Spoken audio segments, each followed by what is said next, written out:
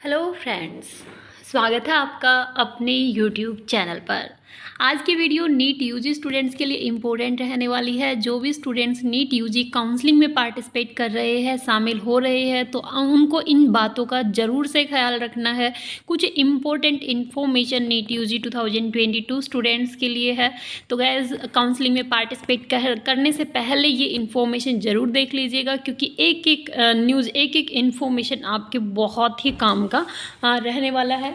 तो गैस, आगे चलने से पहले अगर आप इस चैनल पर नए हैं तो चैनल को ज़रूर सब्सक्राइब कर लीजिएगा, ताकि आपको नीट यूजी से रिलेटेड की हर टाइप की इन्फॉर्मेशन, चाहे ऑल इंडिया कोटा काउंसलिंग से रिलेटेड हो, चाहे स्टेट कोटा काउंसलिंग से रिलेटेड हो, हर टाइप की इन्फॉर्मेशन टाइम टू टाइम आपको इस चैनल के थ्रू प्रोवाइड करवाई जाएगी। अब देखिए गाइज, नीट यूजी काउंसलिंग में पार्टिसिपेट करने से पहले आपको किन किन बातों का ध्यान रखना है, तो देख लेते हैं एक बार। तो गैस, इस साल एमसीसी सरकारी कॉलेजों में 15% ऑल इंडिया कोटा की सीटों और deemed central university, ESIC, AFMS, AIIMS, JIPMER और बीएससी नर्सिंग कोर्स 2022 की 100% सीटों के लिए नीट के आधार पर काउंसलिंग प्रोसेस आयोजित करेगा।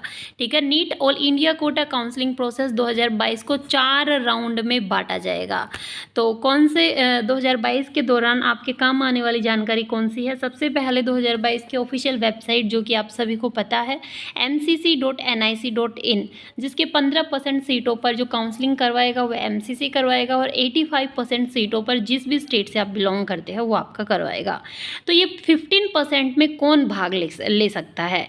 तो सभी रजिस्टर्ड उम्मीदवार जिन्होंने नीट यूजी प्रवेश परीक्षा पास की है और न्यूनतम नीट कट ऑफ 2022 को प्राप्त किया है, वे 15% एआईक्यू सीटों की काउंसलिंग में शामिल हो सकते हैं। जम्मू और कश्मीर से संबंधित उम्मीदवार 2022 में 15% नीट एआईक्यू सीटों के लिए पात्र नहीं है। ऑल इंडिया कोटा सीटों के लिए नीट यूजी काउंसलिंग 2022 में कैसे शामिल हो? ठीक है, तो इन सीटों के लिए रजिस्ट्रेशन करने के लिए उम्मीदवारों को एमसीसी की ऑफिशियल वेबसाइट mcc.nic.in पर जाकर ऑनलाइन आवेदन करना होगा। बाद में उम्मीदवारों को चॉइस फिलिंग और लॉकिंग प्रोसेस में शामिल होना पड़ेगा।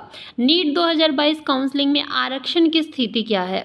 भारत सरकार की आरक्षण नीति नीट यूजी काउंसलिंग पर लागू होती है। इसके अनुसार केंद्रीय विश्वविद्यालयों और संस्थानों में 10% सीटें सामान्य आर्थिक रूप से कमजोर वर्ग के लिए आरक्षित है, एससी के लिए 15% सीटें और एसटी के लिए 7.5% सीटें, ओबीसी नॉन क्रीमी लेयर के लिए 27% सीटें और गैस पीडब्ल्यूडी के लिए 5% सीटें आरक्षित है।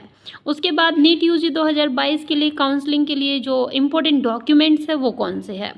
तो गैस, वो इम्पोर्टेंट डॉक्यूमेंट्स है, सबसे पहले नीट का प्रवेश पत्र, एडमिट कार्ड, ठीक है।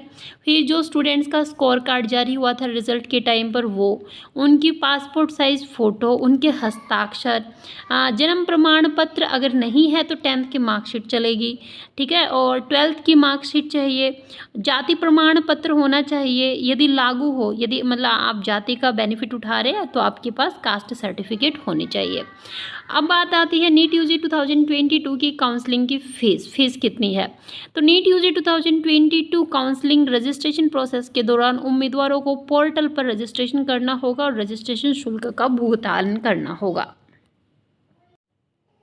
तो गैज़, ये थी आप लोगों के लिए इम्पोर्टेंट इन्फॉर्मेशन। फिर भी अगर आपको किस चीज़ से रिलेटेड डाउट होता है तो आप कमेंट के जरिए पूछ सकते हैं। नीट यूजी की काउंसलिंग 10 अक्टूबर से स्टार्ट हो रही है, तो काउंसलिंग शेड्यूल 10 अक्टूबर से पहले आपका जो डाल दिया जाएगा ऑफिशियल वेबसाइट पर। तो जैसे ही डाला जाएगा आपको इस चैनल के थ्रू इन्फॉर्म कर दिया जाएगा।